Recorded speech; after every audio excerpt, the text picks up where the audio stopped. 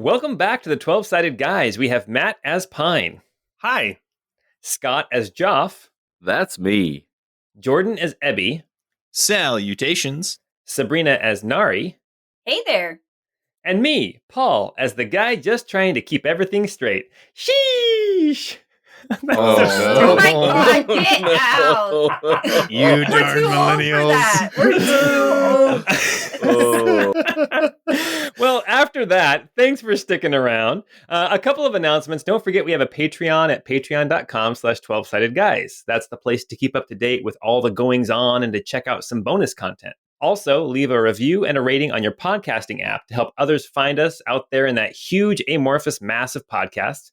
And finally, listening back to a previous episode, I now fully realize just how close to death Nari came when they were fighting those specters and that wraith. If her natural 20 saving throw had not been rewarded with an immunity to the life drain ability for the rest of the day, she would have become a specter in one round. Ghost Nari. That was a close one, guys. Anyway, speaking of ghosts, if you ever actually managed to get gold armor after surviving long enough in steel and bronze in your attempt to rescue Princess Prin Prin, then first off, my hat's off to you. And of course, this is the podcast for you. It's the Crystal Codex, episode 30.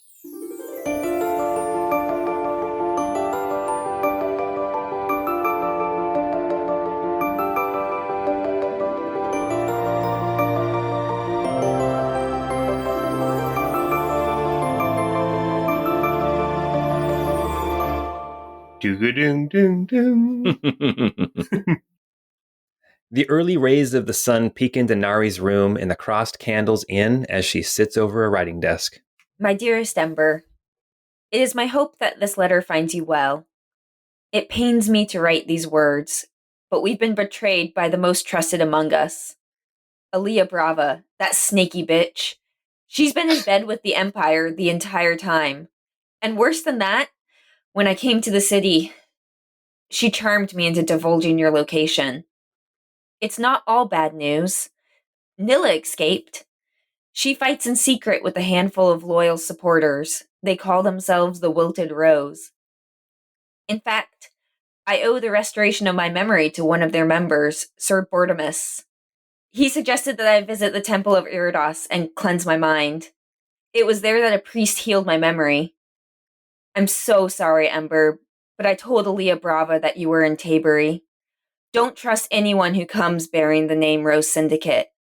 In fact, leaving Tabery altogether may be best. In other news, the boys and I have made progress in deciphering secrets related to the Empire. It seems these deacons, they've been around much longer than anyone may have guessed. It seems their true name might not even be Deacon, but Ormek. It may be a small piece of the puzzle, but I fear it will be an important clue to deciphering the hold the Empire has over these creatures. The March of Gadavir is in 3 days. We hope to use the revelry as a cover in our plan to question Aaliyah Brava, who is staying in Eberly Manor. Wish us luck, my friend. Your friend, Nari. But point of order, didn't he change his name to Sir Baklava or something like that? It became Bortimer at one time. Bortimer. It's pretty funny, all the stuff we called him. Good old Brancevar. All right, very good. Okay, cool. Well, welcome back to the Cross Candles Inn in the city of Arkelvy. We'll say that as you guys finish up your actually early morning rest, it's right about noon as everyone comes to. As you recall, the last thing that had happened for Ebby was he had managed to glean a little bit more information from the book, the Crystal Codex, including the name Ormek, or Organic Mechanical, as a name for the deacons. And the other thing that he had discovered was something about a crystalline matrix that would hold consciousness.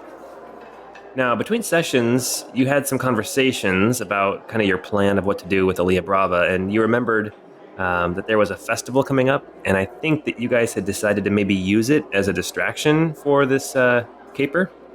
how much time do we have before the festivities? So the Gadiver's March, which is the holiday coming up on the 31st of Ormanbar, not the 31st of October. It's a totally different thing. Not inspired at all by October. Not at all. Middle of the autumn. Yeah, anyway. Today would be the 29th. So you guys are at like noon on the 29th, which means you have the rest of today. You have all day on the 30th, and then the 31st. Festivities don't start till usually the evening after dark, when, spooky things come out to play. But there'll be a trunk or treat earlier in the afternoon. And so just so you guys know, the March of Gadiver, or Gadiver's March, Gadiver is the god of undeath, kind of the idea of restless bodies, restless spirits coming back to haunt the living, kind of the idea of holding on to life after it should be gone. Holding on to life. Yeah. Yes. Thank you, Broken Bells. People who worship Gadiver, they don't necessarily worship him because they like the idea of him raising things from the dead. They worship him to try to appease him so that he won't raise things from the dead. Does that make sense? They worship him out of fear, as opposed to fear and trying to placate him, as opposed to trying to further his ends. So I don't see any problem with going into the crypts on that night. Actually, that's something that I wanted to tell you guys a little bit about too, as well, for Gadiver's March. Oftentimes people will, in the city of Arkelvy, now Nari, you would know this, and other people have probably heard it. In other cities, people will go to like the cemeteries, or they'll go to graveyards. In the city of Arkelvy, oftentimes people will go into their basements and have a little party, or maybe party's not the right word down there, but some people will have their festival or their festivities down in their basement.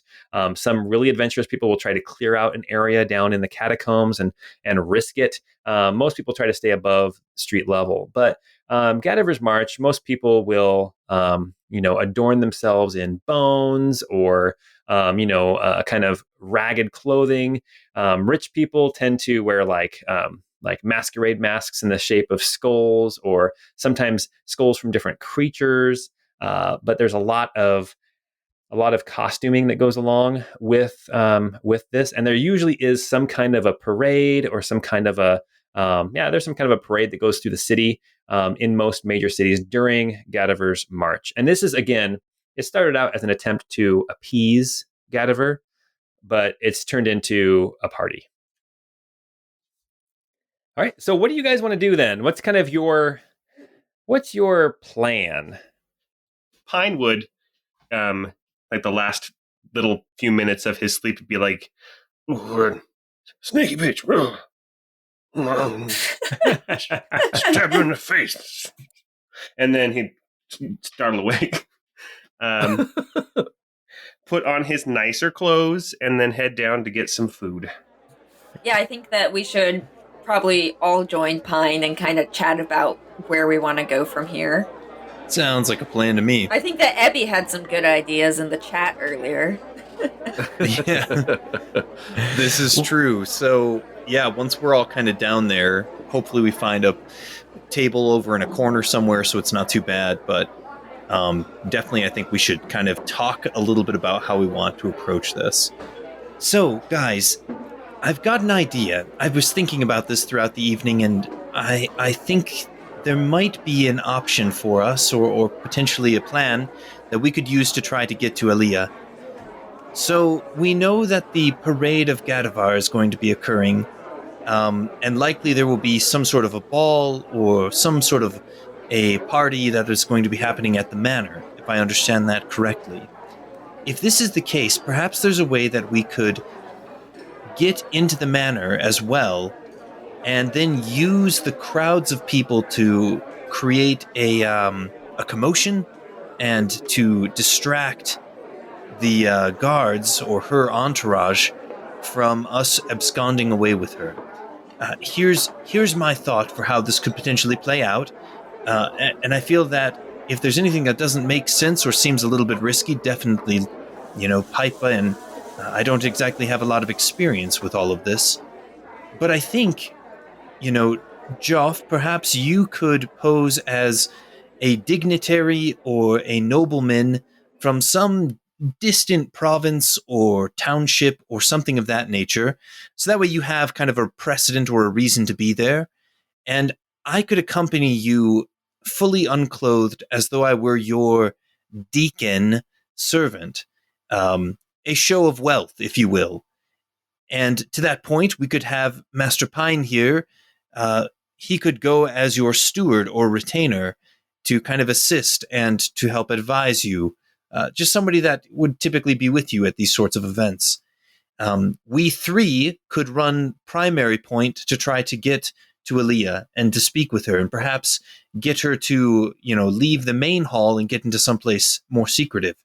Nari, hopefully you still have some contacts here in the city, but perhaps there might be a way that you could infiltrate the staff, find people that might be able to work with us or at least help to provide some sort of cover for us.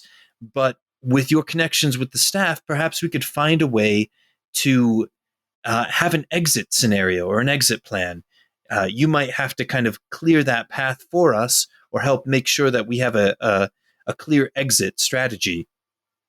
To that point, hopefully what we could do is lure Aaliyah into a side chamber on pretense that perhaps we have information related to a certain ember of the Wilted Rose or of the Rose Syndicate, or that we have information related to a tall mountain woman who we believe was related to the Rose Syndicate, and see if that can help us to gain an audience with Aaliyah. While we're speaking with her, if we can cause a commotion, which I might be able to help with a bit of some subtle or crafty spell weaving, we might be able to then subdue her and then escape through the back. Do you mean you'd fill the room with giant wolf spiders? That's actually a great idea. It wasn't what I was initially thinking, but now that you mention it, actually... Well, it's been a good distraction so far. I will definitely be on the escape plan for that one. I'm going to table that. I like where your head's at here. But anyway, there's a few other things that I think that I might be able to tap into some of the more wild intelligences that exist out in nature and maybe pull something into manifesting in our world. It's a bit archaic and a little bit nuanced, but I've been reading in the Codex, and I think that there might be a way for me to summon something that might be able to assist us with creating some diversion and some mischief. Anyway, if we can subdue her, and then if Nari is able to create an exit either through the catacombs or out through the back of the manor, we also might be able to hire a coach to wait for us, and then we can make a quick getaway. With all the crowds out in the street, that may help to slow any pursuers that may come after us. I think that plan sounds solid. I think there's some details we can talk about, but I think that all in all, that sounds like a wonderful plan. Maybe you were a tactician in a previous life. Perhaps I was. I don't know what I was in a previous life. There's also the potential. We do have our blue friend. Remind me of his name, Sir Bortimus. Oh, I'm here. Yeah, Sir Bortimus has just been sitting there like eating like soup. It's like dripping down his chin. He's like, oh, what, huh? Wait, yeah. Soup for breakfast? What are you, man? It's noon. It's noon. That's right. Okay, real quick story. I used to work at Target overnight, and one night we worked so late that at 9 o'clock in the morning, they said, hey, we'll buy you all breakfast. So everyone goes in there. They're like, I'll have waffles. I'll have pancakes. I'm like, I will have steak and shrimp. It didn't matter. It was 9 o'clock in the morning. Oh, Sir Bortimus, his name is Thilo. Thilo is his name. Yes. Well, he does have that ability to get in or out of places. If we could rendezvous with him, maybe we could bring him in on this plan as well. Might be a way to get Nari into the building at least. That's possible. I do need to check back in with Nilla and with Thilo and make sure that they got away okay. I can't imagine that they had any trouble once they disappeared, but you never know. Maybe this also is a little too mundane. I do like your idea of Ebby using magic, using some arcane forces. We could also poison the hors d'oeuvres. Oh, Not anything lethal, but there's a chance that it might help with some of Alia Brava's mercenaries. If they partake, it might take some of them out of the equation. Oh, that is an interesting thought. We might be able to use something like that to our advantage then. Like nothing deadly, just give them the squirts. Just losing their bowels a bit. Yes. Like on the second season of American Vandal. Yeah, I was thinking more like the Bhagwan when they poisoned the salad bar in Salem, Oregon. Oh man. Oh no, yeah, no death, just squirts. Just the squirts. So Bortimus speaks up and he says, your plan has a lot of merit. My one concern is getting into the party, getting into Eberly Manor. I mean, from what I've heard, that's the premier party, the premier celebration in all of the city. I have heard that potentially even Governor Tenor will be there. Ooh. He sounds important. Is it invitation only? He's governor of all of Arkelvy. Well, then who would be allowed in? We have two uniforms. We have an officer's uniform of the Empire, and then we also have an adjudicator's uniform. That might be a little too high profile. Yeah, I would worry they would recognize an adjudicator. Right. He goes, you have an adjudicator's uniform? It's a replica, don't worry about it. We had a very talented seamstress back in Tilbury. And that blood on it is not real. Tomato juice. You can make a deception check. I'm just kidding. I didn't say that. No, it's fine. It's fine. Pine got a 21. Oh, okay. Well, he looks at you all more. Oh, with your deception when you say it's not real? Yeah. Oh, okay. It's like, oh, of course. But wait. He says, wasn't the adjudicator that was in Tabry, didn't he die? Oh, did he?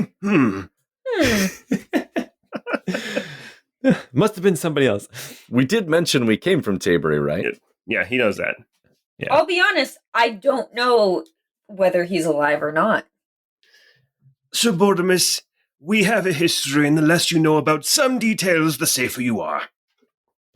He nods and he says, I understand, but my hat's off to whoever did kill that adjudicator. I would buy them a drink. He can't drink. Joph coughs and glances at Ebby.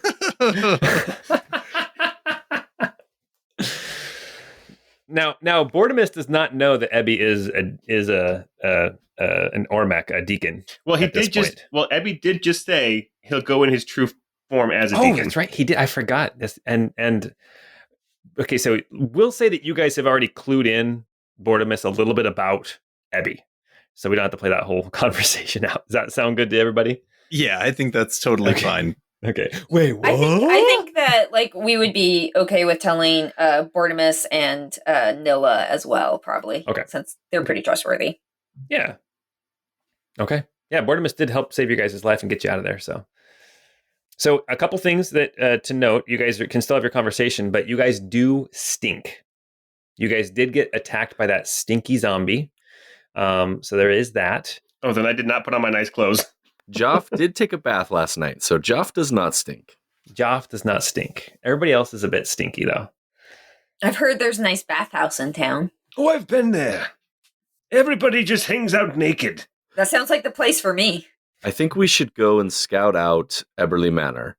I'd like to get a better view of the building before we make any concrete plans. I'd like to know right where to tell the coach to wait. I want at least 2 exits from the building that I can be certain of before we even enter it on the night of Gadaver's festival. Gadavir? Gadavir or Gadaver? It's Gadaver. So take cadaver and change the C to a G, and then change the emphasis to the first syllable, Gadaver, instead of cadaver. Yeah. Okay. So now you know my naming scheme. What was your question again? I just said that we need to scout it out. Oh, right. Okay. And also, I would like to go and perhaps buy a costume for the occasion. And you guys would know that pretty much everybody on that night is in costume.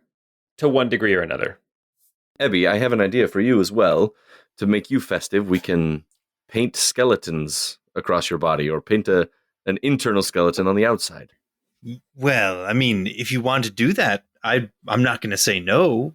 Do you want to go to your room? Do you have the paint right now? I I'm going to get the paint. I don't have the paint right now, and we do need to address something. You had the candle lit all night. Did I do that? You left the candle lit after you stopped reading. And then you stared at me. It was quite disconcerting. I mean, I wouldn't say I was staring at you. It was just staring into space, you know. It's not weird. You know, it wasn't weird or anything. How do you know he was looking at you? He has no pupils. His body was directed towards me, and his face was kind of angled down and right at me in the bed.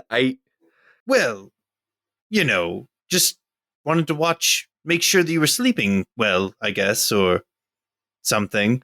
I'm beginning to wonder if it might be better if we got another room for you. Joph's feeling a little full of himself. Ebby is totally crestfallen right now. I could totally imagine Ebby like closing the book, setting it down, his head swivels on its own, overlook at Roos, and then his body just stands up and then twists to face Roos and then goes back down.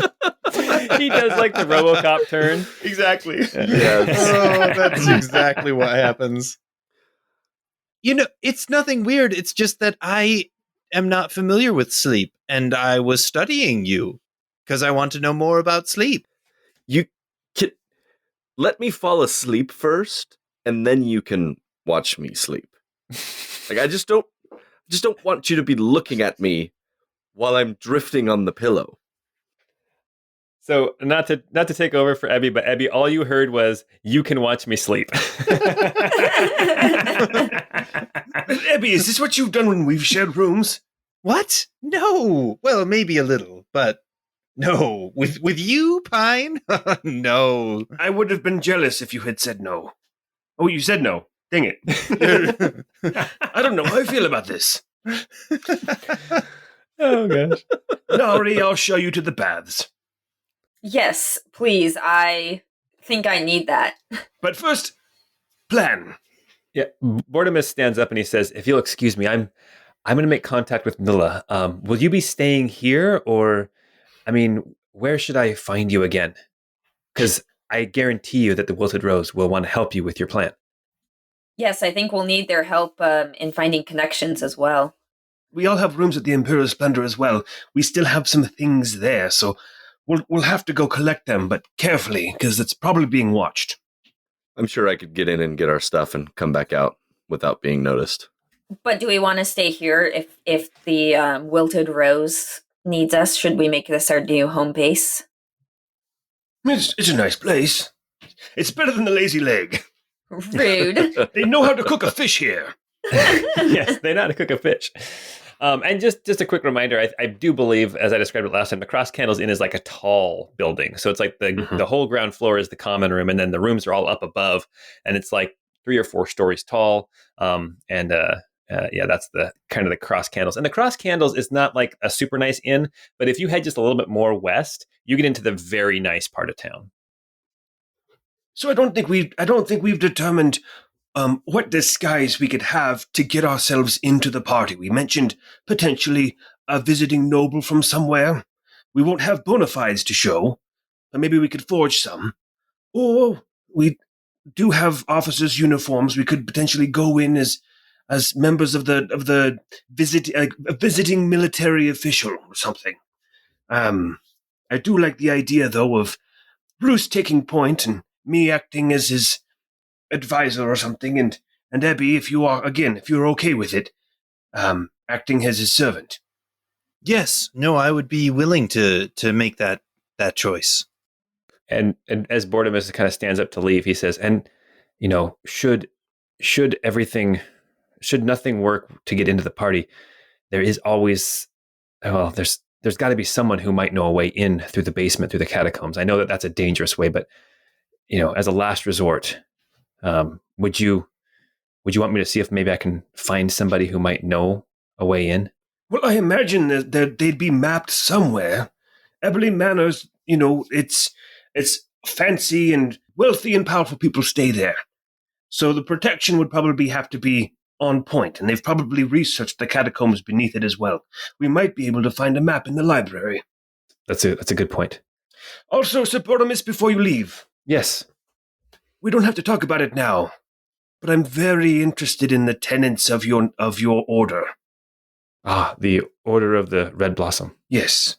Yes. What would make a knight of the Order of the Red Blossom take the actions that you did? Well, to, of course, protect the weak and the innocent. That goes without saying. And I feel that is what I have been doing.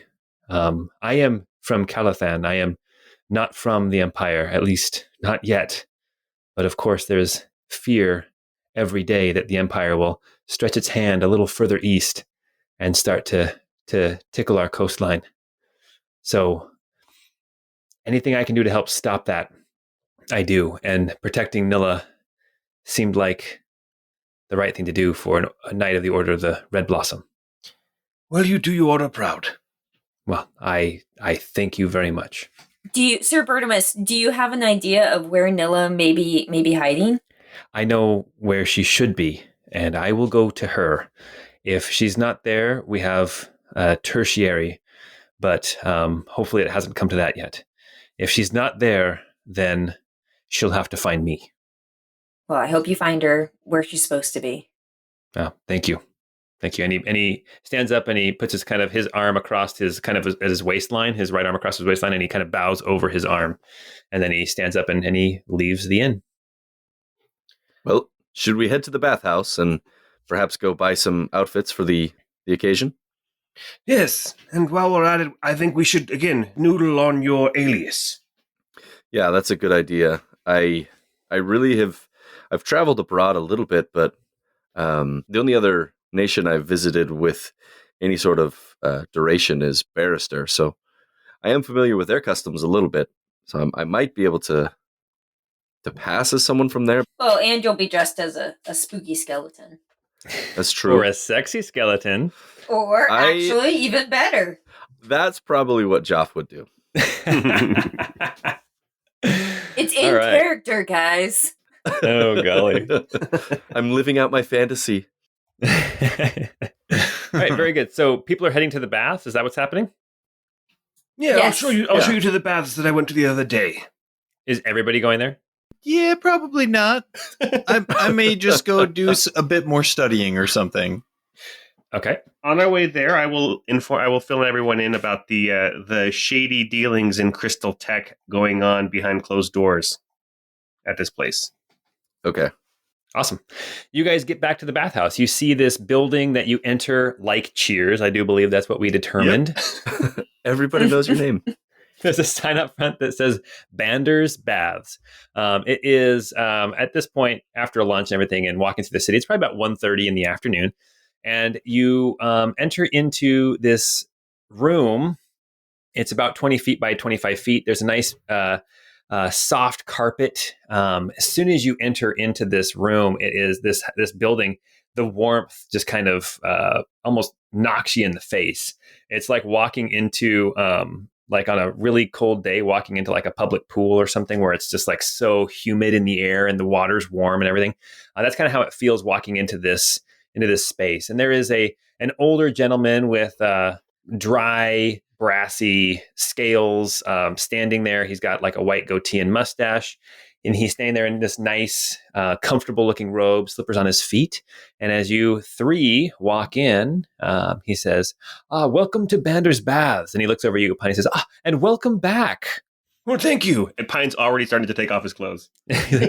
Like his jacket is off and he's starting to unbutton his shirt. He's like, if you'll please follow me, I'll show you to the dressing rooms. Oh, right. I forgot. Would you care for a private bath, or would you want to go in the public bath? I'm fine with the public bath. Paul, point of order, Public actually. bath, please. You never charged me last time either. Yes, no, that is a good point. So it was a gold for you. Okay. And then if you guys want a private room, he informs you that it's 10 gold for a private bath, but you have it for 4 hours. Private bath, but those are no fun. Yeah, I think I'd rather mingle with everybody's juices. Oh gosh. Yum. Ew. Nari soup. It's like, well, we're all in there. It's kind of like a mulligan stew. It's like a pickled pine. Oh gosh. All right. Oh, by the way, and I also tell everybody, by the way, here I'm Mr. Douglas. Oh, you said that before you go in. Before we go in, yeah. Yeah. Okay. Do you know why I say Mr. Douglas? Because Douglas is a type of pine, as a fur. Yeah, Douglas fir. Yeah. Yeah. Yeah. It's witty. My first thought was Kirk Douglas, and then I was like, oh no, this is Douglas fir. Yes. Mr. Douglas. I was laughing so hard. Oh man. All right, well, Bander leads you through this door to the south into the same hallway that has the changing rooms that you were in before, Pine. There are 3 booths there, and with little lockers inside, you guys can go in there. There's a towel kind of hanging on the wall. You guys can get changed, put a towel around yourselves before you go into the bath. And Bander is actually waiting there for you guys as you exit. And when you come back out of the changing rooms, I just need to know, is everybody butt naked? Anybody trying to bring anything with them? Pine has his towel over his shoulder. Again. Yeah, Nari's going in stark naked. No towel? Well, yeah, I'll bring a towel, but... Okay. Like nobody's bringing a knife or anything. No, Joph considered it, but left it in the room. I can't imagine where I would keep that. Okay. Well, you also have your chakram that you can bring into your hand anytime you want to. That's why he left his sword. Yeah. Perfect. Okay. I will say, as you guys do see Pine naked for the first time, like you never really seen him without his shirt on or whatever, he is, his body is covered in scars, and it's not just like slashes and those kinds of scars. There are burns on his body as well, in all the wrinkles, and it looks like he has some almost like what would in our world would be like bullet wounds that have healed. And he's got that old man muscle too. Oh yeah. That old man lean muscle. Joph also has a couple of scars, but nothing too crazy. He is wearing his towel around his waist and kind of eyeing his naked companions. Impressive, huh? No, I got this one. Oh gosh. All right. Bander says, if you'll please follow me. And then he takes you around this other hallway, across the carpeted floors, and back around the corner into this big open area where there is steam flowing up from this large central pool. You can see that there are there's some fountains spraying water into the pool. The steam is coming up off the pool. I think last time we described it, the steam is just enough to bad anime style censor delicate parts. But yeah, you come in and Bander informs you, stay as long as you want. And then he looks over at Pine and he kind of, to Joph and Nari, he kind of says, just be careful. If he stays in too long, people of his age can sometimes have problems. So just keep your eye on him. And then he remembers that last time you were here, you told him that you walked across the river. And so he's still not quite sure how healthy you are, Pine. But Bander leaves the room. All right, you guys are here in this pool. You guys are kind of sitting around. You guys see there's a couple other people in here chatting, some people just lounging. You see a couple people like laying on benches kind of outside of the pool. Towels around them, but just kind of like almost recovering from the heat of the pool. Pine, there's one person that you recognize in here. You recognize that man who was sitting in the corner before, that thin man who introduced himself as Pender the Poet. He is sitting kind of back in that same spot, and he is drumming his fingers on the tile again, just like he was before. And as you step into the pool, he kind of looks over at you, and he nods, Pine, in greeting. Pine will kind of head over toward him. Not to get too close. Yeah. There's still some steam, and then the water, of course. Pine will say, Pender, did you work on that? Are you ready to recite that poem I asked you to share last time? Yes. Oh, you didn't like my Nantucket poem. No, I forgot. No, he did do a poem. You just didn't give me one, Paul. No, I got a poem. You ready for this poem?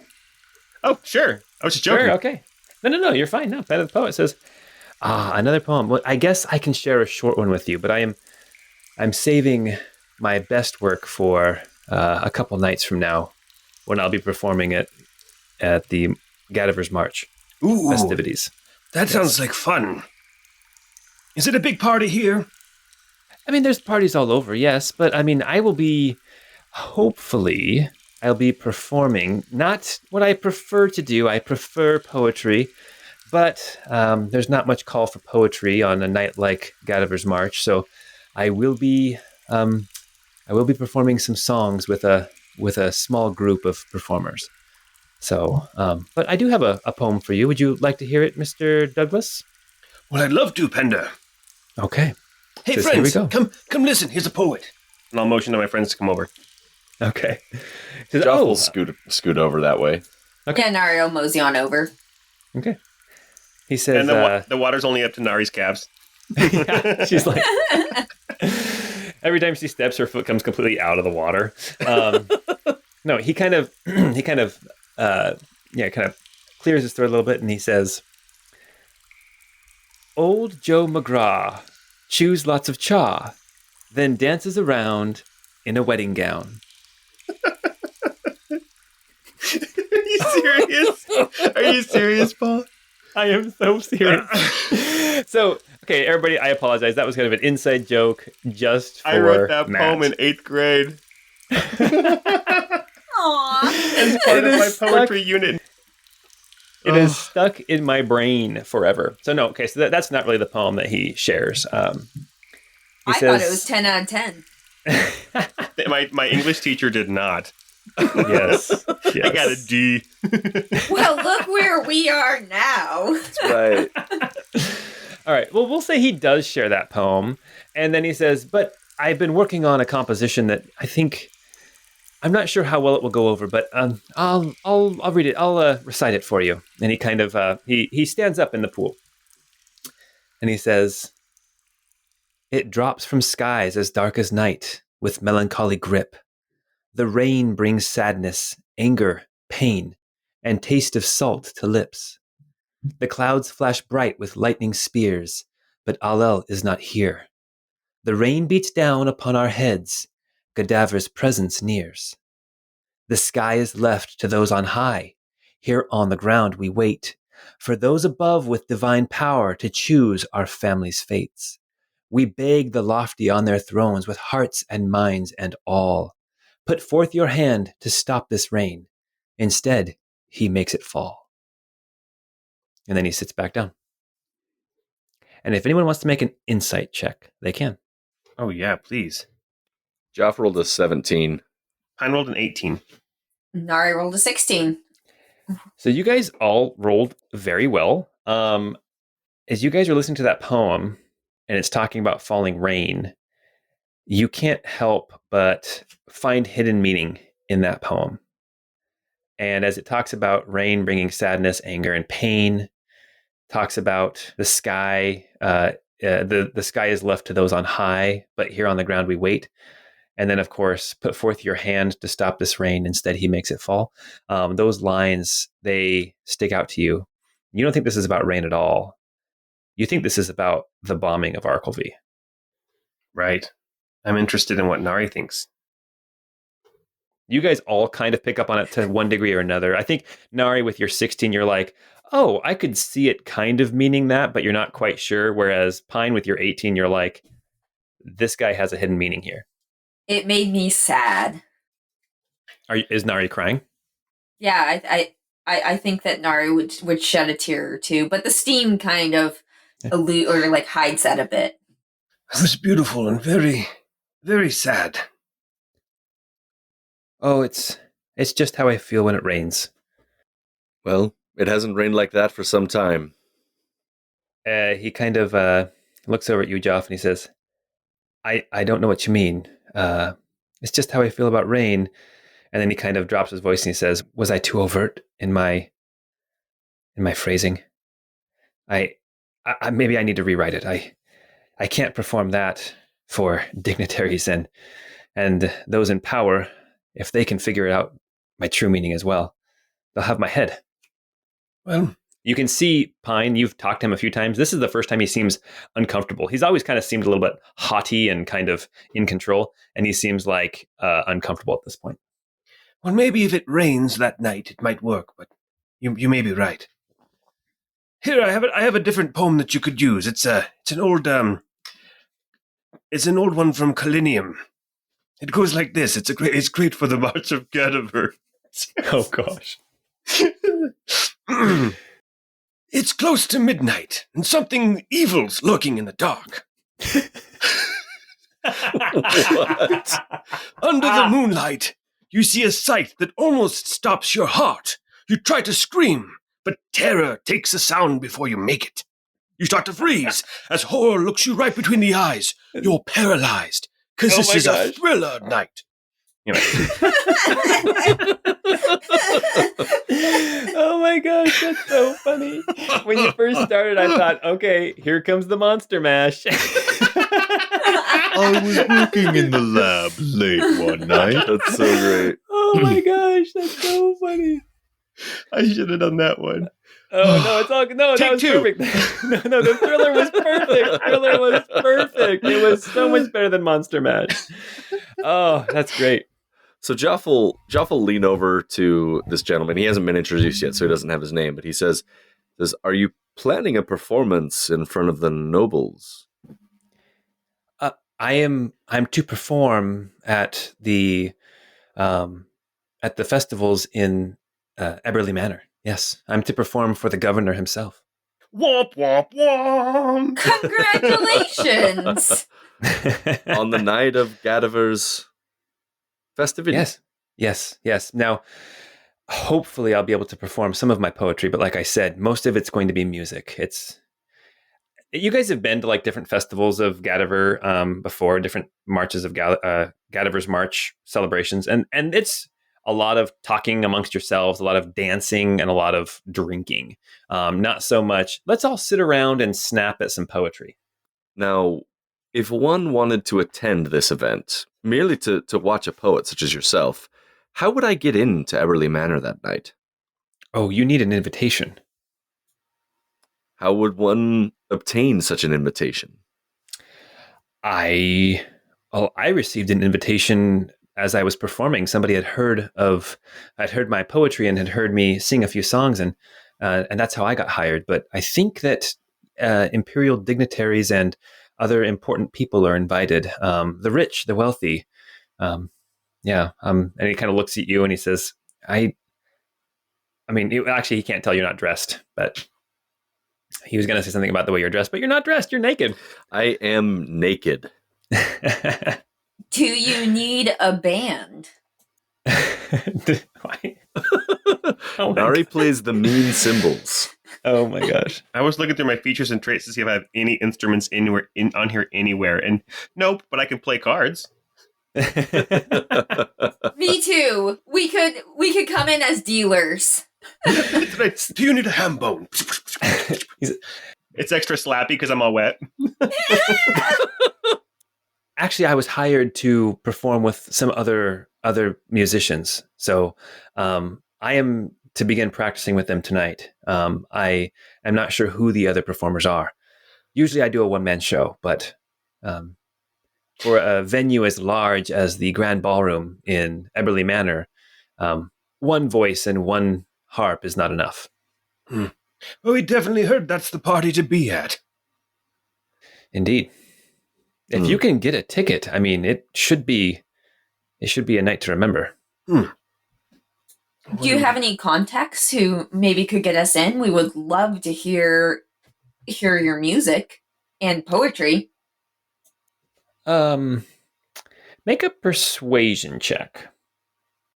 I'm not very good at that, but I rolled a 15. Let me think on that. There may be something I can do.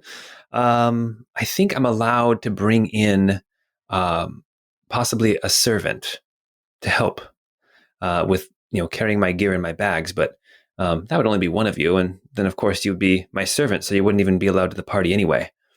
If traveling dignitaries are allowed in, I'm sure that I might be able to gain entrance. Just have to go and find who to talk to. Our friend here is a dignitary, apparently. Yeah, he kind of looks you up and down appraisingly, Joph, and says, "Yes, I can see. He seems very dignified." Well, I appreciate that. I don't know that I've ever been described as dignified while naked before, but typically while clothed. It's because you trimmed the mustache. Now, Oh, man. I must We call say, that manscaping. I must say, my mustache and the clothes that I wear are from Barrister. Perhaps the style here just hasn't caught up. Mm. He kind of says, yes, Barrister is, yes, a fashion all its own. Ooh, burn. Damn. A little bit. You do feel that a little bit, that maybe Barrister fashion is not the high society fashion that maybe you thought it was. Joph is going to lean into it hard, though. And he says, well, perhaps your taste isn't as high as you might assume. And he looks at you and he says, my taste seems pretty good. I'm with Pender. This guy's probably late 20s, early 30s. Okay. Was he was checking me out, right? Oh yeah, 100%. Okay, just Anybody who double didn't pick checking. up, anyone who didn't pick up on that, Pender is flirting with Joph. Okay. Joph will I don't know what he's going to do. Sorry. So while All right. while Joph is blushing and trying to figure out what to say next, Pine will say, "So this is your favorite spot in the baths?"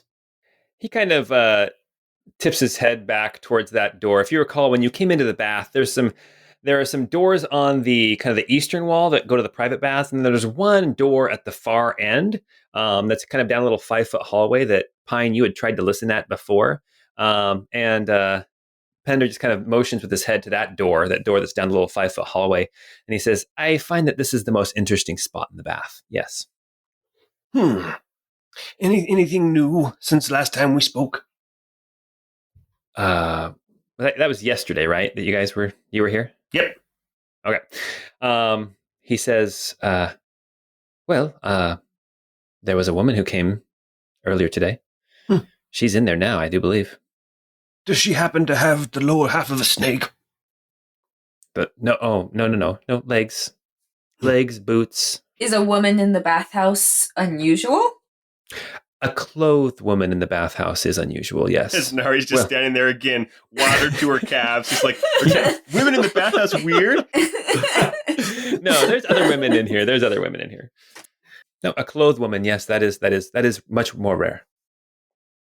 Well, it's getting a little warm in here. I think I'm going to sit out for a second. And Pine will go sit the exact same place he sat before, just naked ass on the bench, listening at the door. Trying spread. to hear again. Yes, legs spread. Old man leg spread. Well, he's kind of like leaning forward with like his elbows up on his knees, like. Yeah, Sabrina, you know a surprising amount about old men in the locker room that I don't know how you know this, but you are spot on. Because as a woman, you're like really trained to not take up space, and the way men take up space is incredible. Yeah. It's wild. If it's wild in real life, it's the Wild West in the locker room when somebody's over 60. Because like they'll be sitting there, they'll be sitting there leg up on the wall, like drying themselves with the hand dryer, completely naked. Oh my gosh. Yeah, Yes. it's wild. Hey, you don't want him to get swampy down there, man. You know?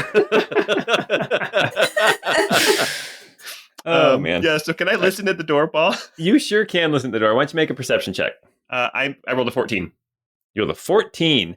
All right, you are sitting there. I think last time you rolled a 1. You can hear that there is some kind of talk going on at the door, and literally you're listening for about 5 seconds. And as you're listening, suddenly you hear the door click open, and a woman steps out. This woman is, she's got like tattoos on one side of her face. She's got pointed ears, brown hair. She has kind of this exotic look to her. I don't know how else to describe her. She's not from around here. She doesn't dress like other Almerians would dress. And she She steps out of the room. She notices you, Pine. She kind of steps back just because there's a naked old man spreading his legs on the bench. He'll say, "Howdy," and she'll kind of nod her head to you, and then quickly make her exit out of the bathhouse. And she closed the door behind her. Okay. If you want to make a quick perception check, well, you made what'd you make, a 15? 14. A 14? Yeah, 14. Sorry. As the door was open, you kind of glanced in. You could see that there were other people in there. You couldn't tell who they were, but you saw like the back of two people at a table back there. Look, they were talking about something, but then the door shut. It's very interesting that there's something going on back there, but I don't feel like there's a story hook for it yet. Like, there's no reason for Pine to like push his way in there. Correct. Yeah. The world of Pavantis is going on around you, whether you are aware of it or not. True. Ooh, deep. I love it. I mean, do you need a reason, though? That's kind of like I'm the glad real that world. you guys are not murder hobos who are like, what? Something secret? I kick in the door. You know? Yeah, I'm going to run in naked. Yes, exactly. All right, very good. So you guys are, you guys finishing up at the baths. Ebby, what have you been doing? I think Ebby is kind of running through the scenario in his head. He's kind of trying to prepare some spells. Okay. One thing that he is going to want to look into is how he can augment the power of his spells in anticipation of what may lie ahead. He's trying to see if maybe, or think through if there's any like potions or anything he might be able to purchase that might increase the potency of some of his magic. Okay. So specifically, I'm hoping that I can, if there is anything at all out there that might increase his wisdom on a temporary basis. Right, like a potion of, what is it, Owl's Wisdom? Is that what it's called or something like that? Yeah, something like that. Okay. So are you going to go out looking for that, or are you going to just kind of be pondering it and kind of making notes and that type of thing? He's kind of pondering it right now. I don't think he's willing to go off on his own without the rest of the group. But depending on how long they are gone, he may decide to try and just go out and check. Okay. Are you guys wrapping up at the baths? You going to head back to the Cross Candles Inn to go pick up Ebby? I'm sure Joph wants to do some more flirting, but before Pine leaves, he would want to say to Pender, like, "Well, I'd love to hear your performance in case we can't get into the party. Where are you practicing tonight?" Oh, we have oh gosh, now you're putting me on the spot. There's a small inn on the east side of town that they're meeting at, and he and the other members of the group are going to be just kind of running through some songs together. And anybody who's there can listen to what they're working on. Basically, it's like it's just like a small little show just to kind of work out the kinks. Yeah. Did you hear that, Joph? I did. Thank you, Mr. Pine.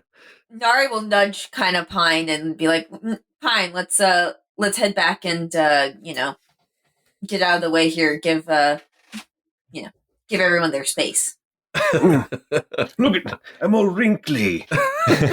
At first, I thought you were going to say you nudged Joph, and I thought, of course, you're going to nudge naked Joph right into naked guy flirting with him. Yeah. No, I was more like, oh, Pine, we should clean up and dry off and get out of here. Kind of leaving Joph to do whatever he needs to get done. Perfect.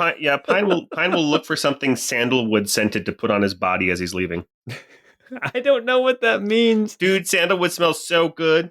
Yeah, I've never been to like a spa. Okay. Yeah, you find something sandalwood scented to rub all over your body, and then you realize you're not supposed to be doing that, but you do it anyway because you're an old man. And I find like a sandalwood scented incense, and I'm just like rubbing it in my armpits.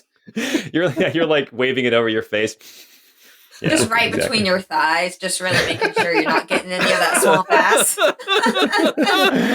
Oh gosh! All right, so you have to avoid the chub rub. Oh gosh! All right, so Evie and Nari, you guys are leaving. Joph, are you staying there? You gonna flirt a little bit more with Pender? I'll probably actually excuse myself as they're leaving and say, "Oh, it sounds like my friends are going. Perhaps I'll see you on the eve of Gadaver's festivities." Yeah. Well, if you can get in, I wouldn't mind talking with you more. Well, I'm sure I'll find my way in. Okay. All right. And he gives you a little wink, and then off you guys are. Okay. So you guys finish up at Bander's Baths and clean up. And where are you guys off to now? Ebby is still at the inn waiting for you guys. I say we pick up Ebby and then go costume shopping. Let's do costume shopping. I think we should look into someone that is a specialist in poisons and see if we can't find something that might be useful for us. I wouldn't know where to look for someone who's a specialist in poisons. Would you? I'm sure I can find my way around something. I feel like Nari would probably know someone, at least who was some sort of apothecary who could help us out. We could just get... Nari, if you could just get Jory to cook fish for everybody at the party. Honestly, not a bad idea. I'm still recovering from that fish. Awesome. All right. Well, you guys are back at the Cross Candles Inn, and you gather up Ebby. There's lots of different options. Did you guys want to go for like high-end costumes? Did you guys want to go for more of a lower end or middle of the road? High end. High end. All the way. All right. So you guys ask around a little bit there on the kind of the western part of town, the northwest part of town, where the nicer shops are. In fact, at one point, as you guys are walking around there, you do go past the high side, which is the restaurant, the very, very fancy, you need a reservation to eat there restaurant where Nilla used to work as a member of the Rose Syndicate. But you ask around, and the name that keeps popping up from people there in town is the Beaded Bodice. Go to the Beaded Bodice. They know what they're doing. And eventually you guys find your way to this storefront with this sign that says the Beaded Bodice. It has like a corset, and it looks like the corset is it's like the outline of a corset, but it's all made of like circles, and that is the sign. Let's go in. All right, you guys all go into the Beaded Bodice. In the windows out front, you can see there are some very fancy, very elaborate dresses, as well as like one kind of suit in the Almerian style. But it is like, we're talking, the is it called a cravat, like what Austin Powers wore? Yeah. Yeah. It's like got that on it, vest, and some of the clothing looks kind of like Balthier from Final Fantasy 12. Yes. Yeah. Yeah, he's got like the kind of little bit puffy white sleeves, and he's got that awesome vest. And he just looks like a stud, in my opinion. You see like that's kind of the style of a lot of this clothing. Sort of white shirts, cravat in the front, and then like a vest or a doublet. And then for women, it's these elegant gowns with lots of beading and gems woven into like the bodices and the corsets, that kind of thing. So the men look like a Dracula. The men look like a Dracula or Austin Powers with a vest. I'll take the Austin Powers with the vest, please. All right. As you walk in, you see that the proprietor is a very small man, probably 3.5 feet tall. He's got a big bulbous nose. His hair is done up in it's not like a outlandish do, but it's definitely like gelled in place, look like with a big kind of wave in the front. He's got kind of big ears, clean shaven. And he comes wandering over and he says, "Oh, welcome to the Beaded Bodice. How may I help you today?" We need to beat our bods. We're looking for costumes for the festival. I would like to look like a dead eagle. Like a dead eagle? Yes. Oh, so, okay, you've come to the right place. We have been working on costumes for the March of Gadaver for the last, 2 months, but I'm sure that we can find something in your size, as he looks up at Nari.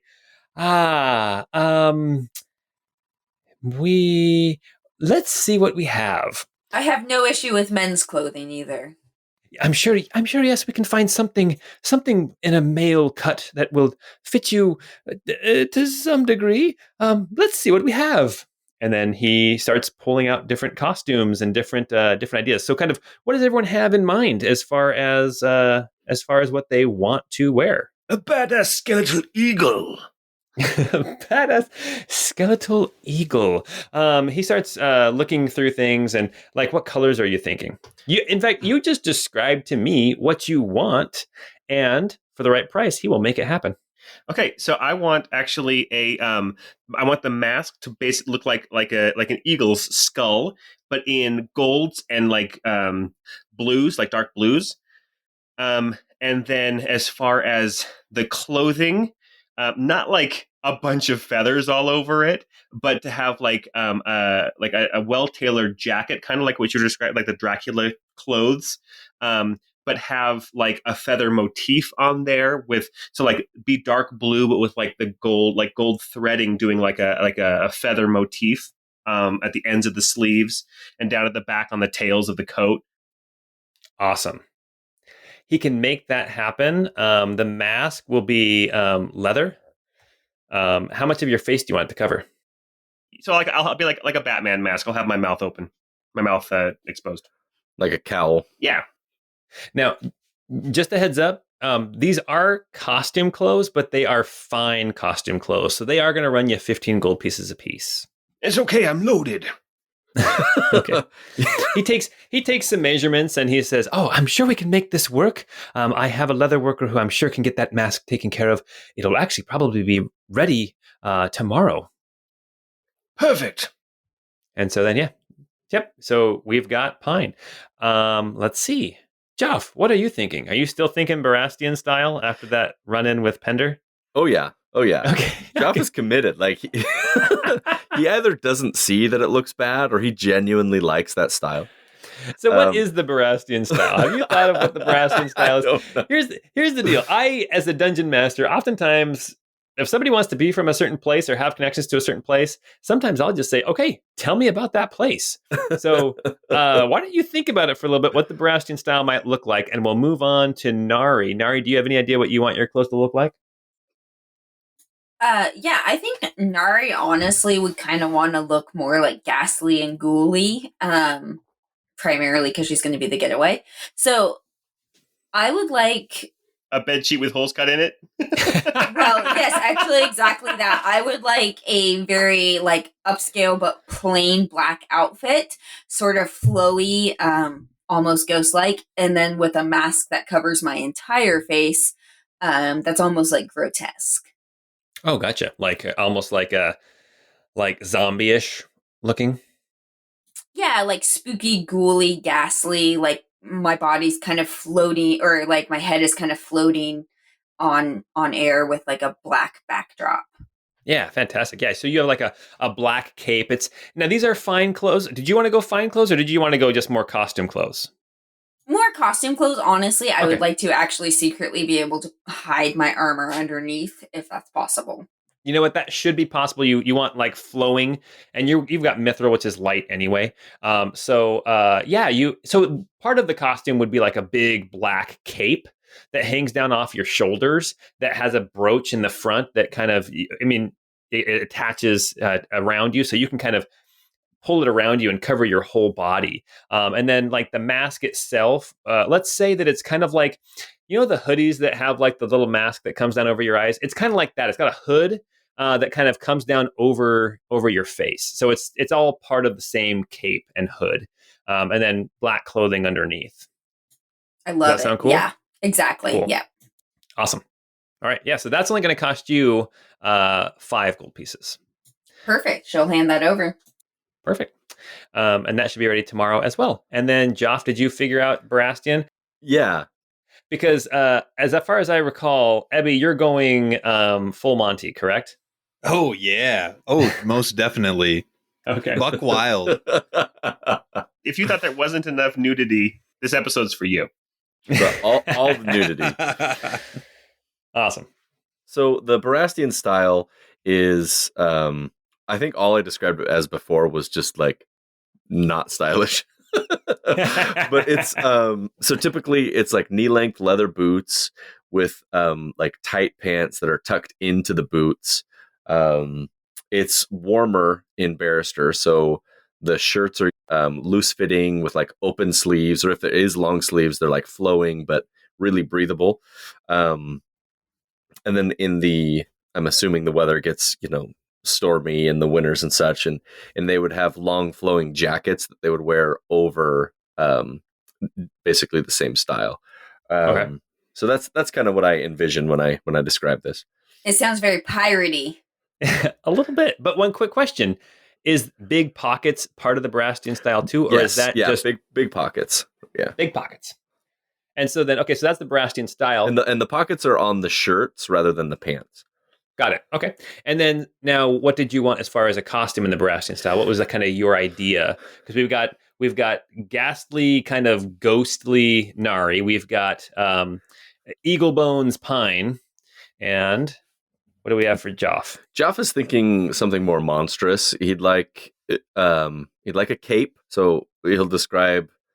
I would like him to have like a long flowing cape that's like midnight black behind him, with that hooks together with some sort of like claws of a monster, and then some skull of like a monstrous creature covering most of his face that you'd be able to just kind of see, similar to Mr. Pine, where you just kind of see everything from the nose down, basically.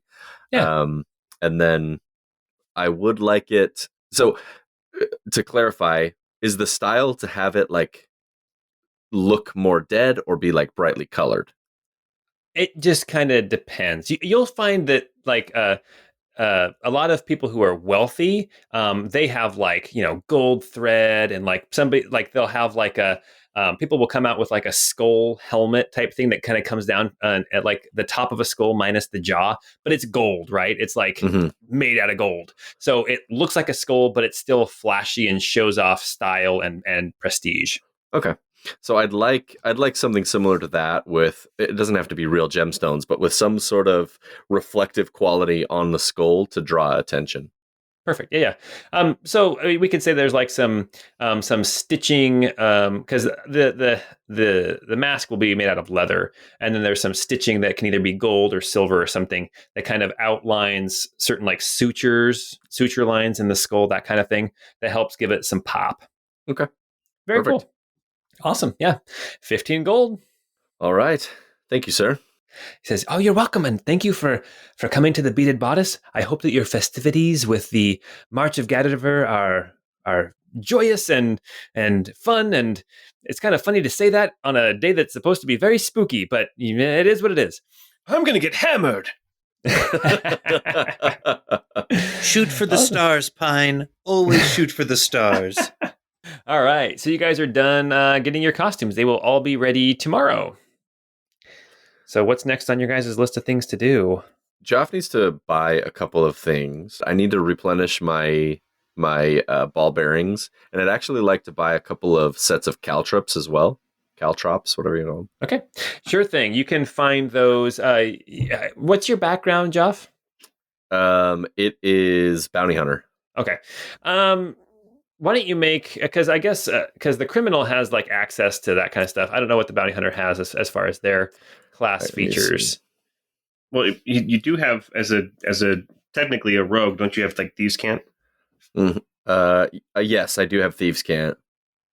So bounty hunters, ears to the ground. Yeah, I know I'm associated with people in the criminal underworld. Oh, perfect. Rough and tumble folks, streets, all that sort of stuff. Easy. Yeah, not a problem. Not a problem. Well, given enough time, you can find all that stuff. A lot of that stuff is not something that you can just buy at any store. I want to buy something that I can throw on the floor that hurts people's feet. Oh, sure thing. Come on in, Here's a box of Legos. Exactly. I know, right? Exactly. They do sell those Legos. Oh, gosh. Awesome. Yeah, so not a problem. And then also somebody wanted to find some poison, possibly. I'm sure that's probably the same thing that Joph will be doing. Yeah.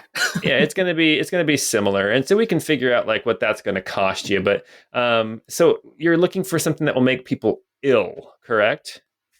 Yeah.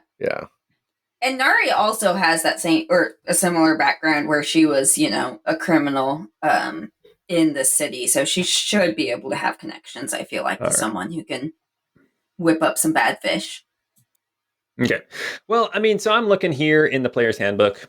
A little behind the scenes. Look, we do play Dungeons & Dragons 5th edition. There's a player's handbook, and there's items with costs.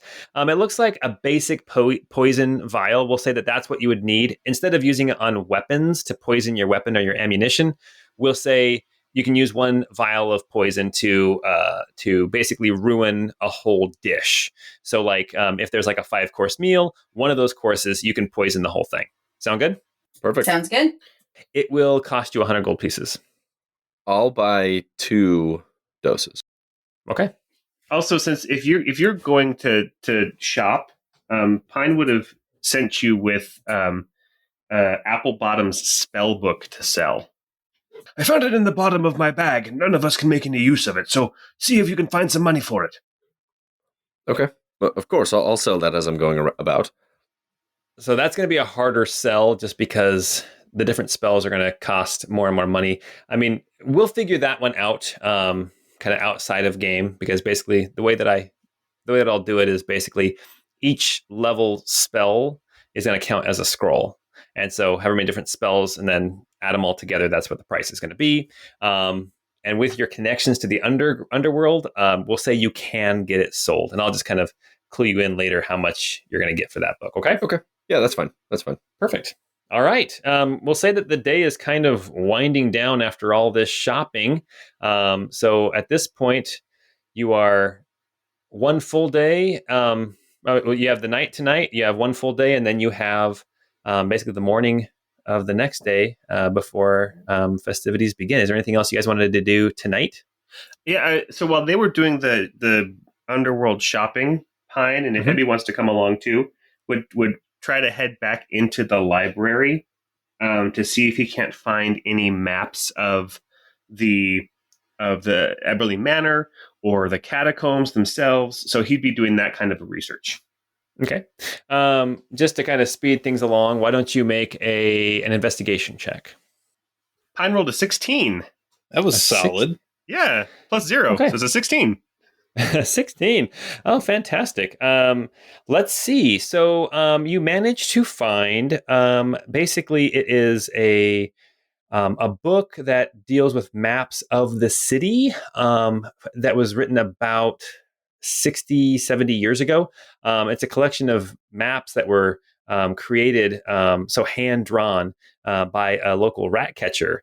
And he wrote these to help himself from getting lost as he was, fighting vermin down in the cellars and in the catacombs under the city. It looks like there's definitely missing spaces. You see that there are things that, places in the maps where he says, don't go this way, or I never went here. But as you're kind of looking through the book, there's one thing that kind of stands out to you, and it says, you can't rescue the children. And that's all it says. And it's like, Oh, out of nowhere, it just says, you can't rescue the children. And then it moves on. I think I found a haunted book. You I hate that. Ugh.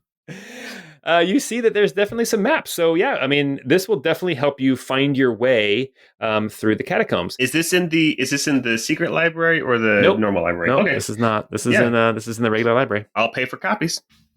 Oh yeah, because you can't check these out. Yep. You're gonna have to see, if you want, you can take some time and you can copy some of these maps that you feel would be important. I think we mentioned in a previous episode, I was teasing Paul about the printing press, and he said that they magically reproduce books here. Yeah, okay. You know what? Let's say that if you want to spend 5 silver per map, and you figure that in there's probably 5 or 6 maps that you're going to want. So if you just pay 3 gold, you can get copies of those maps, but you don't get the actual book. Sounds good.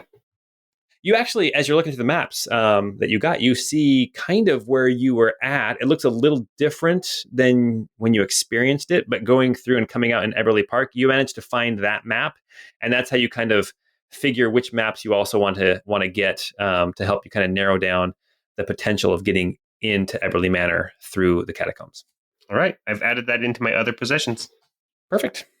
And then I can, of course, show you those maps. Very good. All right. So that is that the end of this day? Unless anybody wants to go watch Hot Poet perform. No, I'm too tired for that. I think the only other thing would be Ebby was curious about like any potions that might be able to augment his spellcasting abilities. Oh, sure. Was there any like shops or merchants that seem to be selling potions? Well, so I mean, if you go back to the Grand Market, you should be able to find somebody selling something like that. In fact, I mean, you know that what's his name? Gerard sells some potions, but he's more of like a a seller of all kinds of random things, and a specific potion merchant. You can find somebody who's selling potions. In fact, as you find a guy who's like at this, he's got a little stall and he's got a little shelf behind him with all these different beakers and like Erlenmeyer flasks. He's got a Bunsen burner out in front of him that's actually on fire right now as he's mixing something as people are walking by. You know, he's like, hey, come check out these potions, as he's literally making potions right there. He's got like those spectacles that have like a big, like one eye is like a funnel down to one lens, you know, so he can like look in really close. And he's an older gentleman, human, probably about 5.5 feet tall. His hair is gray, and he looks like he knows what he's doing. You see that he's got potions behind him, and as you ask basically about, you're looking for a potion that does the enhance ability spell, correct? Yeah. Essentially, what I'm looking for is anything that'll help give a temporary boost to wisdom or wisdom modifier for Evie. Yeah. So as far as the potion you're looking for, it looks like enhance ability, which would give you specifically Owl's wisdom. And basically what happens is when you drink it, you have advantage on wisdom checks. Is that what you're looking for? Not quite. Like actually boosting or increasing straight up the wisdom modifier. Okay. What I'm hoping to do, and there might not be a way to do it, but I'm hoping to actually increase my spell save DC, making my spells harder to save against. Got it. Anybody with experience with 5th edition know of a way to do that? There are magic items that will increase the base stat, like for instance, gauntlets of giant strength or whatever they're called. I don't know what the wisdom, if there is a wisdom item, it would exist, but I imagine it would be extremely expensive.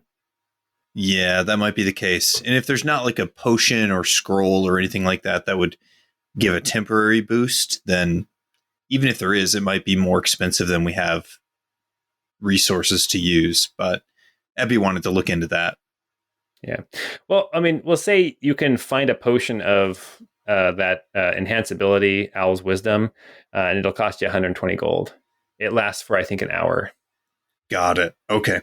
If that's what you want to do. If not, I mean, I don't think there's any other way to do it besides going and actually, yes, finding like an artifact or something. Yeah, no, that's fine. I think we can roll forward without it then. Okay. All right, perfect. I think that Pine, even if Joph is not going to go see Pender, I think that Pine would go see. Again, I think having a connection inside at the night of the party is going to be valuable. So just going and basically, again, trying to befriend, be recognized by Pender and his band might help us get in if things start to get tough to get in. Yeah, I think Nari would also want to go and kind of just, in case nothing else works, at least we have one person who can sneak in with him. Okay, perfect. All right, you guys go to this inn across town. The name of the inn is the the Blue Emu. No, I've used that one before. Brandy's. Brandy's, yes. Are you bringing that back from the old campaign? Okay. Previous campaign, we had an inn called the Blue Emu, which, for those of you who don't know, is like an ointment you can rub on your achy joints. And then they changed the name to Brandy's because Brandy's is a fine girl. What a good wife she will be. Anyway, it was a tavern on in a coastal town, so we just thought we'd name it Brandy's. Yes, yeah. It was. It was perfect. So you go to this inn, just a small little tavern actually, and there's a small stage in there. A few people are drinking, but really this is just kind of nobody's really paying attention. As you walk in, you see that there is Pender. He's standing up there. There is a very large, broad woman, heavy set, and she's got like a drum, and then like she's got a tambourine on her hip. And then you see that there is like a slender man with pointed ears, long hair, he's dressed with like furs and things, but he's got some kind of a strange lute, like a guitar-looking instrument, and they are currently not playing. They are talking back and forth and trying to figure some things out. And then eventually they turn to the audience, and Pender stands up and he says, "You'll have to excuse us," and he's like projecting to the crowd that's really not there, and he says, "It seems that one of our members decided not to show today, but the show must go on." And then they start playing a few songs, kind of working out some of the kinks. And Pender is playing a harp. You have a lute and you have a drum, and it's fairly good. I mean, they actually, you can tell that each of them are very good musicians in their own right, and they're just trying to work out the kinks of working together. It looks like it's supposed to be a 4-piece band, but at this point, it's only 3. And then that's really the performance. I don't have another song for you because I'm saving it. I'm saving it for another day. I like to think that Pender remembered the Menorese poem that Pine shared earlier. You can hear him trying to do it, but he can't quite remember exactly how the words go. Yes. Anyway, all right. And then they play for an hour or so, and then they kind of wrap it up. Oh, that was a great performance. I can't wait to see it tomorrow. So you said you were missing a member. What instrument's missing? There is well, I'm not really supposed to be playing the harp. I'm just supposed to be singing, and that tambourine, and he points over to the large lady, says, "I'm supposed to be using the tambourine, and we have another harpist, but he decided not to show." Well, if you need a tambourine, I could step in, or she could. Yes, I guess you could, but he should be here. He knows that we have a performance. He should be able to show, but yes, I appreciate you showing up. And then he kind of looks around and he's like, "So just the 2 of you came, huh?" Joph was embarrassed. He couldn't decide what to wear. Yeah. He was really stressed out and kind of pitting out, so he just decided to stay back. He kind of he nods. He kind of knows that you guys are just kind of like trying to ease his feelings a little bit, but he says, "Well, I appreciate you coming, and hopefully, I think that this will work out well. I think that this will work out really well. We should be ready in a couple nights."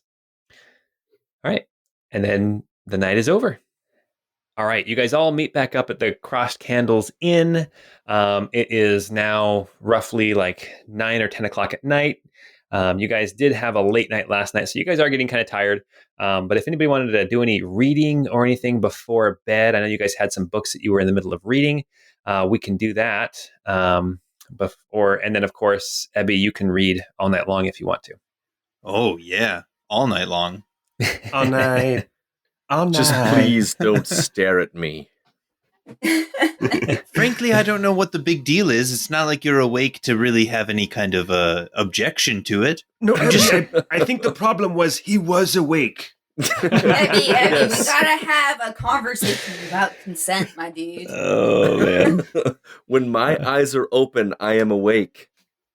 Well, but I mean... But are you? Yeah. Are any of us awake? Mm. Oh gosh.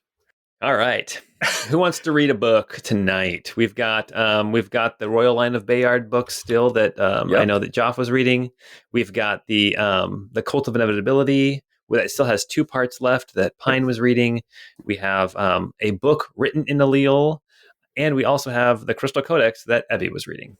And then, Nari, if you want to continue to learn Allele, we can do some intelligence checks for that as well. Honestly, I think Nari would actually spend a couple hours just trying to poke away at it. Although Ebby's already got it kind of under wraps, I think it would be important to figure out. Yeah, redundancy, right? Yeah. Perfect. Well, why don't you go make an intelligence check, and let's see kind of how well you do tonight. All right, 12. All right. Yeah, you feel like you're starting to make a little bit of progress. You're starting to kind of figure out that there are certain words that are going to be important in Allele that you kind of pick up on, that you're able to now pick out in actual writing. Things like, I don't know what the word is, articles like the, or numbers like 1, 2, 3, that kind of thing. And so you feel like you are making some progress, which is very, very good. Crushing it. You are crushing it. All right. Let's see who wants to read next. What percentage then would Nari be skilled in the language at this point? 2%. Crushing it. I mean, this is literally the second night that she's looked, and the first time I think she rolled like an 8 or something like that. So she is just, barely scratching the surface. I was going to say something about watching a telenovela, and she can tell when people are angry at each other, but she doesn't know why they're angry. It's Rosetta Stone, and I'm just kind of repeating back and forth. María, ¿qué es que estás haciendo aquí? Exactly. I was thinking of Arrested Development when they're like hermano, and they think the guy's name is hermano. Oh no, my favorite was he's like, hey, I'm lucky to have you, mon frere. I don't even know that's French for my brother. I don't even know why I know that. I took 2 years of Spanish. Oh, man. All right. So who wants to read next? Pine would love to read the Cult of Inevitability book, the second part of it. The second part, I do believe, deals more with the growing cult today. Now, this book was written just a couple of years ago, so it's still fairly recent, but it looks like the second part of the book talks about how there has been a resurgence of the idea of inevitability over the past 50 years. Prior to that, there were some small cells and groups of inevitability cults present in the Republic of Racolia, which is the current province of Almar. It began sometime around the year 790 or year 3 by the new imperial reckoning. Small cells of inevitability cults began to pop up. In spite of an increase in followers of the cult, it still remained and continues to remain obscure and relatively secret. Few insiders will discuss the teachings, practices, and secrets of the cult, and those that do seem to be low in the hierarchy. There appears to be some form of central leadership, although no information about who it might be has been forthcoming. The current dogma of the cult revolves around the idea that something important that was supposed to happen has still not happened, and that it is their responsibility to ensure that it does. Now, this is a departure from the beliefs of the earlier cult of the ancient civilizations, where they believed that nothing could stop the inevitable. While aware of the growing reach of the cult of inevitability, the Almarian Empire and the Church of Iramiel, the Angel of Unity, have made no overt moves against the inevitability believers with their own Angel of Inevitability. As of now, it would seem that this reiteration of the cult of inevitability is content to preach and worship in private and seems to make fewer waves than its ancient predecessor. Awesome. Thank you, Librarian Jam. You can just tell she gives you a smile, a fake customer service smile from across the city. No, she really likes me. She loves those jokes. Like when it doesn't ring up and I'm like, oh, I guess it's free. Oh, man. Yes, exactly. All right. So who is next? Are we going Ebby or are we going with Joph? We'll go Joph. Okay, so Joph, you start reading. So if you recall, this has been a couple of weeks since we've done this. When you read the Bayard Line book before, you were reading about its past and kind of mysticism, the connection to mysticism. But right now you're looking for connection to kind of your family, like your immediate family. Yeah. So there's a whole appendix featuring complex pedigree charts all the way to the end of Everlyn as a nation. The last king, King Frederick IV, had 3 children, all 3 girls. Frederick's father was Lauren II. He had a brother named Prince Lendon who had multiple children, the oldest of which was Simon. Okay? Simon and Frederick were 2 years apart in age, with Simon being younger. They were closest children. In this book, Horton hypothesizes that Frederick became more and more focused and mature, likely because of the responsibility of leadership placed upon him at a relatively young age, becoming king at 22 years old. Simon, on the other hand, had no such responsibilities, instead focusing on parties, tourneys, and living a lavish bachelor lifestyle. Frederick and Simon lost their earlier friendship, but were still well acquainted and did appear fond of each other throughout the rest of their lives. There is one incident reported in the book of Simon's philandering getting him into trouble when rumors of a baby being born to a young serving girl he fancied came to light. Nothing of it is known of what happened to the baby, but the serving girl, after being put away for a short time, soon re-entered Simon's service. Simon's tale ends abruptly with just these final sentences. Simon, cousin to King Frederick IV, died off the coast of Calathan near Ninera when he was swept overboard during a sudden storm. But some unfounded rumors surfaced of foul play and a woman scorned.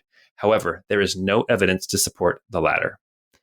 So you finish the book tonight. And when all is done, just the last thing you read, there's a small section at the very end of the book, and it's called Afterward. It contains a few parting thoughts from Horton. In it, he laments the lost manuscripts, pedigrees, and charts that were once housed in the vaults beneath Mason's Keep. He hopes that there may be some way, someday, to explore the vaults himself, but he fears the information that the Bayards stored down there has either been destroyed or forgotten. He conjectures that there could possibly be a way to access the vaults through the warren of catacombs that crisscross the Undercity, but that way would be too dangerous for someone as, quote, soft as he. And there you go. Ooh, side quest, guys. Okay, Do people think that your mom killed your dad? that's what it sounds like. Hell yeah, she did, and he deserved it sounds like. Yeah, so, and it could have been a different lover, Scorned, that killed him, but... Absentee father. And it says no evidence. No evidence to support the latter. It says he was swept overboard during a sudden storm. That's because women are better at hiding things and killing people. Ooh, here's an idea. Ooh. Totally unfounded conjecture. What if Aaliyah Bravo was one of his lovers and she killed him? Oh, Damn. no, that's not in my notes at all. No, I'm just kidding. No, at all. Oh, man. All right. And then we have Ebby. Ebby, you pull out the Crystal Codex. I need you to roll a D6 twice. D6 twice, eh? Mm-hmm. So I rolled a 6 and a 4. Okay, let's see. As you're reading through this book, there's a one point where he mentions molting and flying. It's just kind of just said in passing. And as it mentions that, as you kind of are reading along, it says molting, like I was molting, and something about flying through the air. You hear the voice in your head of Neum, and it is, he says, there, don't be sad. The others, they can't fly and they're happy. And there's a pause. I know walking is not flying, and it will be difficult knowing what we've lost. But if we're right, then this is the best way to ensure that we'll even be around to walk. Another pause. Sleep now, my dear one. Wipe your tears and sleep.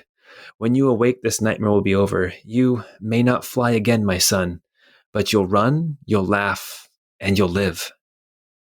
That was number 4. And number 6. All right. As you're reading further on in the book, you get this idea that there's another book. He elaborates on a theory that he must have mentioned in a previous book, but basically he's figured out how to make power sources self-replicating. And as you get this thought, this realization, Neum's voice again speaks to you as if talking to somebody else. A bandage for a bleeding world. Thank Lord Moshe for guiding me to this discovery. And then the voice fades away. Huh. And as you finish reading those sections of the book, we're going to stop there for the night. Anyway, hey, thank you everyone for playing. This was fun. I love shopping episodes, gathering some intel, getting some little side quests, trying to figure out how to do what you need to do. It's great fun. One of my favorite parts about Dungeons and Dragons. Wait a second. I didn't get to put this in there before you closed so abruptly. So you talked about people flying. Yes. I have that decorative helmet. There was decorative armor the first time we went down into the place under Lord Moshe's shrine. And it was bird-shaped. Was it like bird-shaped on the interior as well? Like, would it accommodate like a bird face? Yes, like the helmet, the visor. I mean, if you talk to Ebby about this, the visor, like a helmet, you know how lots of helmets, like they call it a close helmet, where it has a visor that comes down. It stuck out very far out. And it almost, I mean, when you were looking at it, you looked, oh, this is decorated to look like a bird's head. But had the being underneath actually had a bird's head, it would have covered a beak. Ah. Does that make sense? And in the world of Pavantis, there are no Aarakocra. What about Kenku? I don't know. Maybe, I don't know. Well, we'll see. We'll see. All right. So thank you for playing. Go out, leave us a review, leave us some comments about the podcast, help other people find us. And other than that, we hope you guys just have a great time. Make sure to blow out the candle, Ebby. But I'm not done looking at the book.